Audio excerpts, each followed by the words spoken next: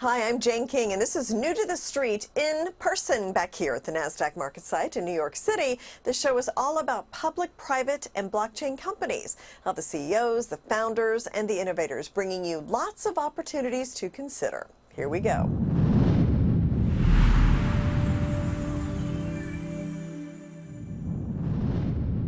Zapp Electric Vehicles is run by a team of experts from the mobility industry on a mission to redefine the electric two-wheeler segment.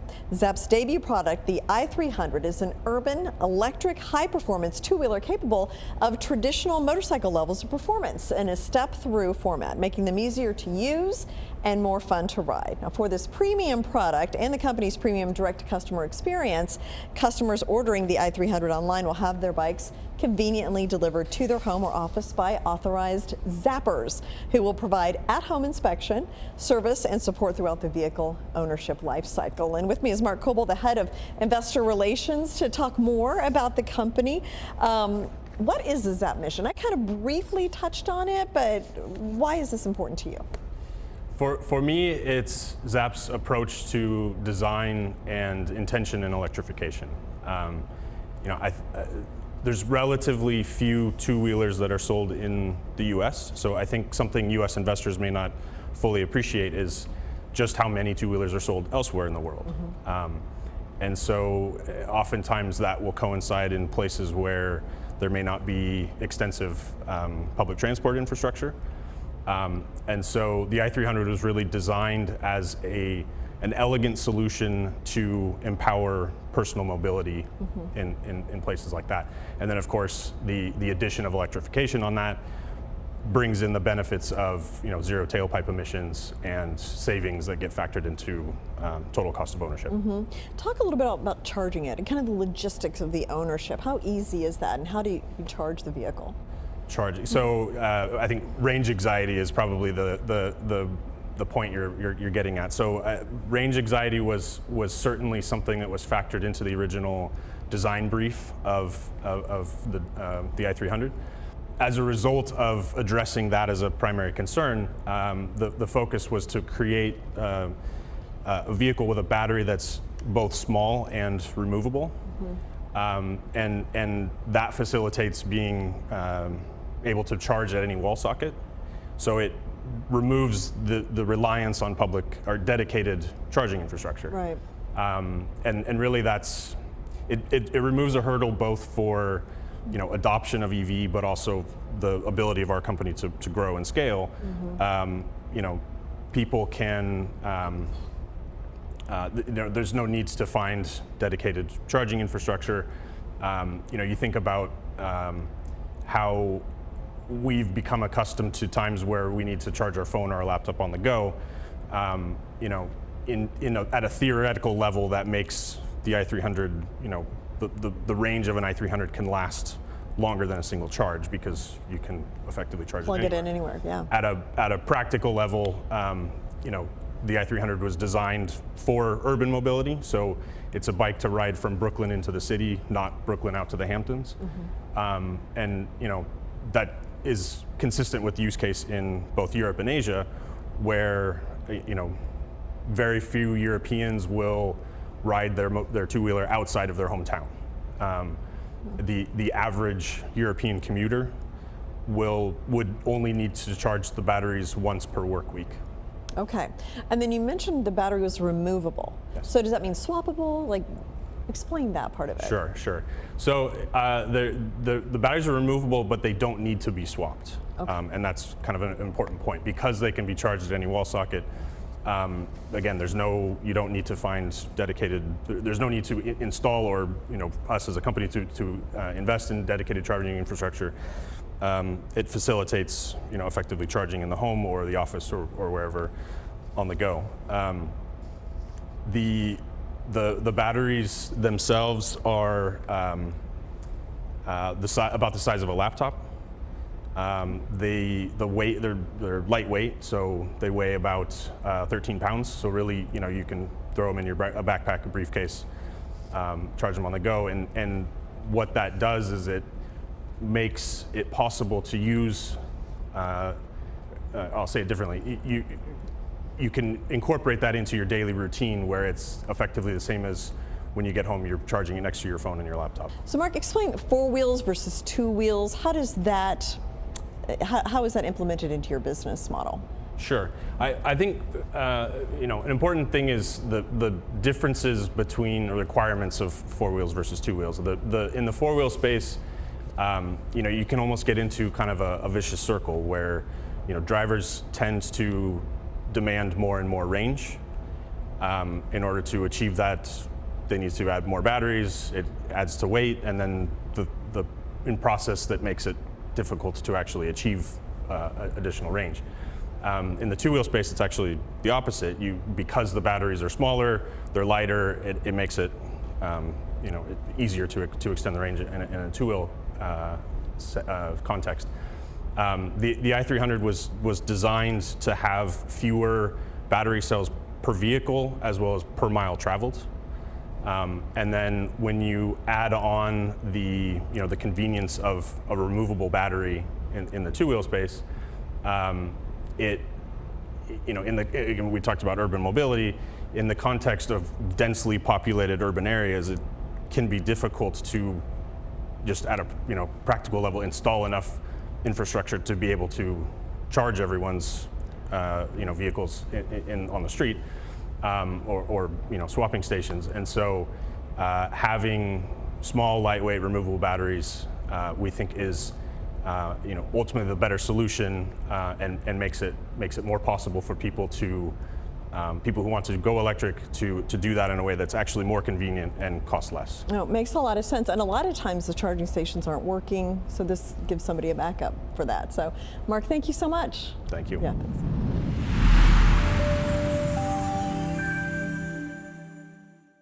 FinTech TV, the newest streaming channel focused exclusively on the business of blockchain, digital assets, and sustainability. Broadcasting from our studio on the floor of the New York Stock Exchange and daily reports from NASDAQ. We are planning a global expansion, 24/7 coverage.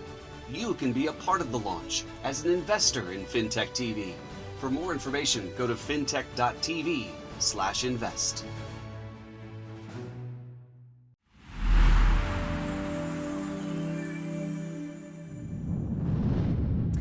Rosa Holdings provides both residential and commercial real estate brokerage services and offers technology-based products and services to its sales agents and franchise agents. And with me is CEO Joe LaRosa and Chief Operating Officer Deana LaRosa. Great to have you back. Thank you for having us again. So you had a record month in June? We did. Congratulations on thank you. that. And this is for new agents joining the company, right? Right, So a lot of momentum is now behind us. We're very excited. We've announced that we introduced a very disruptive revenue share model to go along with our 100% commission model that we have been offering the agents now for some time. So this has created a lot of momentum, a lot of buzz.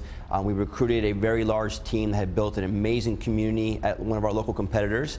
They had built about 1,400 agents in their downline, and they're now over with us as part of our family, and we've seen a record number of agents now be joining us over the last 30, 45 days. So that trend is hopefully going to continue, and we're very excited for where it's taking us. Word is getting out on the LaRosa difference. Absolutely, for sure. So explain what is different about LaRosa and how your business model is unique. So we're really focused on defining what it is to be agent-centric, right? So we want to create as much value as we can for the agents to be successful with their real estate careers, but as well to be able to create multiple streams of revenue for our agents. So besides obviously, selling real estate, they have the opportunity to recruit other agents through our revenue share program to create a downline, basically a business within a business. And they also have opportunities to get involved, whether it's in coaching, property management, commercial real estate. So, we're always focused on creating as many opportunities as we can for our agents. Yeah, and I think once they come on board, they realize it's not just saying we're agent-centric, not just saying that we care, but they actually see the difference in our culture and see the difference that we literally wake up and go to bed thinking, how can we make our lives, the lives of our agents better? How can we create more opportunities? How can we help them through the ups and the downs really build that business within a business? Yeah. And I think it's more apparent when they come on board and they see the culture and everything. And you've been growing by quite a bit as well. 11 new acquisitions, 2 new offices in Houston, also in Tampa. what are the plans for the second half of this year? Well, we've been very busy since our IPO back in October of last year, obviously with all these acquisitions. We have a whole slew of other acquisitions lined up. Some of them now we're in the due diligence process. We've already been putting some guidance out there now in several press releases that we really expect to be at close to 4,000, if not more, agents by the end of this year. So we're currently at 2,600 agents. So that's explosive growth, but we know with a lot of the acquisitions that we have lined up and the organic growth, we're just excited about the opportunities now to really be able to expand our footprint. And not just in Florida. For example, I know next month we're going to be out in Houston, Texas, at a few events there to be able to hopefully introduce now to the La Rosa difference to a lot of Texas agents out there to be able to provide an opportunity they can grow their business now. And expanding in Georgia as well. In Georgia as well, okay. So some of the hottest housing markets of the past few years. So Absolutely. I'm sure that's strategic. So now there was a press release that went out recently about a possible acquisition of a title insurance company. Did that happen, or what? How does that stand? So that's getting ready to happen up now here very, very soon. So we're just in the final stages of actually closing that transaction. So we've been very diverse with our acquisitions now going forward here the second half of 2024. You know, when you look at the real estate transaction, we want to be able to be involved in every aspect of that transaction. So not only does that create the one-stop shop for consumers and for our agents, but as well as for the holding company, it creates now multiple streams of revenue, which is obviously going to grow the holding company. Yeah. And what about Jamie? So this is an AI-driven aspect of the business. Explain, Jamie, what does Jamie do? So Jamie, it's spelled a little different just because of our 5 kids. So we wanted It's literally the first I see. initials of So all it's 5 of our okay. kids. Yeah, so you know, we wanted to obviously be very unique with it. So it's been a big buzz within La Rosa Realty. So we're excited now that we're looking at actually white labeling Jamie and being able now to offer it to folks outside of La Rosa as well. So that creates a lot of opportunities for us to be able to build a much larger list, and as well as be able to provide additional revenue now streams coming back into the holding company. And in addition to Jamie, within our own proprietary technology called My Agent Account, we're now expanding on that as well, and we're actually going to begin beta testing a transaction management portal that we're very excited about, and that can really become another game changer within La Rosa. Yeah. And does that take care of like some of kind of the mundane tasks that the agents do? Yeah. And maybe helps them kind of be more customer Definitely helps them oriented? work smarter, not harder, for sure. Yeah, everything is going to be basically digital. So even for clients that need to actually sign certain documents, they'll actually be able to go through our actual portal, and they'll be able to sign them, you know, digitally online. And so it's going to be able to create, again, more organization as well for the agents. Mm-hmm. More efficiency, it sounds like, as Absolutely. well. So now, just about the real estate market in general. Yes. So we're starting to see interest rates go down a little bit. Refinancings were up. They're still high, I think, when people got used to those 3%. But how do you see real estate? Do you see certain parts of the country better than others? I mean, what's your take on the market? Yeah, so I'll give you my quick take, but I know this is really her specialty as well. So, you know, look, I think actually I saw this morning an article came out that we've seen the highest amount now of refi applications coming into the market because of interest rates starting to come down.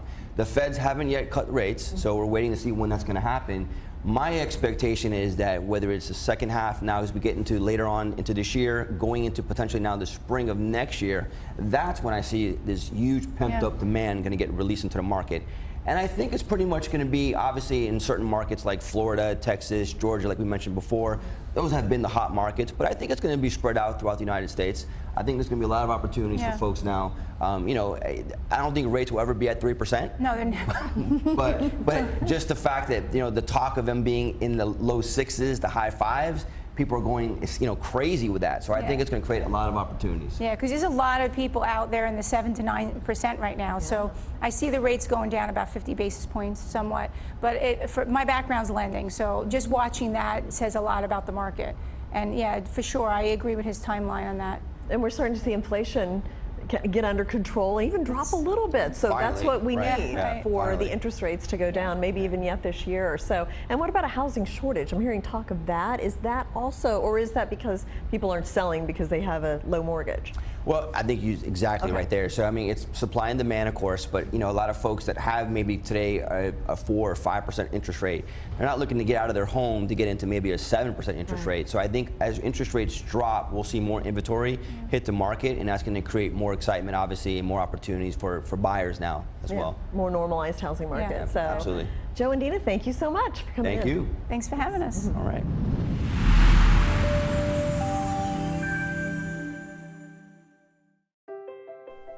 Lameness issues, joint pain, and osteoarthritis can be difficult to treat and debilitating for an animal's health and well-being. Take control of lameness issues and joint pain. Introducing Spring with OsteoCushion technology.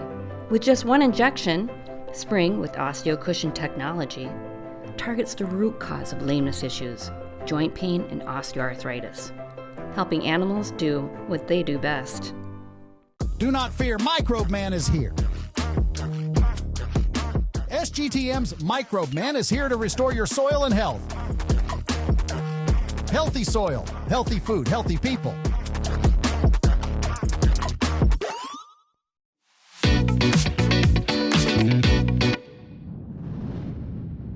Hi everyone, I'm Anna Berry and this is Game Changers. Today, the Sustainable Green Team, or SGTM, is a game-changing company. It's leading the way in the global sustainability movement through their state-of-the-art technology, and to put it simply, turning waste into valuable nutrients. Joining me today is the Game Changer himself, CEO and founder, Tony Raynor. Nice to see you again, Tony. Hey, you too, Anna. All right, so share some insights of your recent strategic acquisition of Region Hubs, and how does it align with the company's long-term vision? Yeah, Region Hubs, this is a really exciting opportunity that we have working together. It's really another group of very like-minded individuals that have unique techniques and technologies and a really strong network of members throughout the globe. They have the same passion to do the same thing. It made a lot of sense to go ahead and acquire their organization and their networks. Well, that key word is network. So talk a little bit about that plan to leverage their expertise and their established marketing networks to forge these very important strategic partnerships with entities such as the military, NASA, federal and state governments, and universities. Talk about these networks and collaborations. Yeah, we've worked together with them actually for a couple of years, and they were actually a part of our network, and we began to really see the depth of their connections through military and through microbial and scientific background. These guys really have a passion for doing things right, and the connections they have are quite deep. And so we really just seen this being a major opportunity for us to be able to leverage their expertise and their contacts that are, like I said, they're global. Fantastic. And with that global reach through Region Hubs, how does SGTM and your team plan to expand your product lines and introduce all these offerings to a wider, more global client base? Yeah, so that's what's the nice part about the network is they've already done so much legwork. They already have such a deep reach. They've already have an expansion that was in their portfolio. So a lot of the legwork was already done. So for us, be able to merge those entities in together and be able to take what they've already worked together to reach the globe, it's going to take a network and a large group. And that's what they brought to the table. Sounds like a win-win. Now, there's a recent investment capital raise of up to $100 million. And this is going to do what besides accelerate operations and fuel these initiatives you have? What else is the nice thing about Region Hubs is they already had a financial investment team that they had in place to be able to finance their global expansion. In order to reach the globe and to be able to expand, it takes a lot of resources. We've actually really piggybacked off of the group that they already had in place. And so we're working together, modifying their plan with ours a little bit. But this extra resources will allow us to scale at a speed that we can actually handle. Well, wonderful. We'll talk a little bit about that. What are some future insights that we can expect with these new opportunities? Well, one part of it is our national rollout that we're doing. And, we made a commitment that we were going to be in every big box retailer. Well, the one thing with Region Hubs is they already had deep connections with these different retailers through their connections through Walmart and Kroger and Petco. And so one of the first things that we're going to do is roll out into a national distribution utilizing our microbial technologies and soil restoration. That's the first part. The second part is with their network that is all throughout the globe is being able to manufacture these products in different hubs, be able to distribute our products at a much further distance than the US. We actually have a national rollout plan that's going to go into effect even later this year. We're going to be launching on QVC and HSN, which is quite exciting. We've already got a really big amount of product that we built up, and now we're ready to really launch it and get it out there. Just in that one network, we'll be in front of 80 million households at one time. Absolutely. QVC and HSN. And so that's the national level. Talk a little bit about the global level. What countries are we talking about? The Middle East, Africa, India, those regions, there's a large demand for our technology. We're able to take hard to handle waste that some really struggle with, and we're able to make those waste into valuable nutrients. And so you go into these areas where they're very dry, we're able to manufacture a product that brings moisture into those dry areas. Wow. Well, this is great news. I love speaking with you. Speaking of our country here, we've got a lot of turmoil here, but you are bringing a product and technology that is giving us hope. So we are so grateful to feature you on Game Changers. Always great speaking with you, Tony. You too. Thank you. All right. Thank you, everyone, for watching. All right.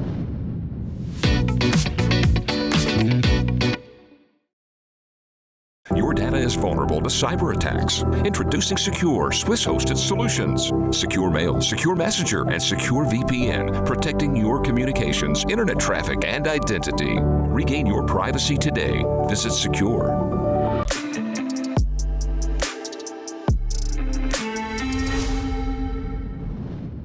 Hi, everyone. Welcome to your Secure Privacy and Security segment. I'm Anna Berry, along with Alain Ghiai, the CEO of SKUR.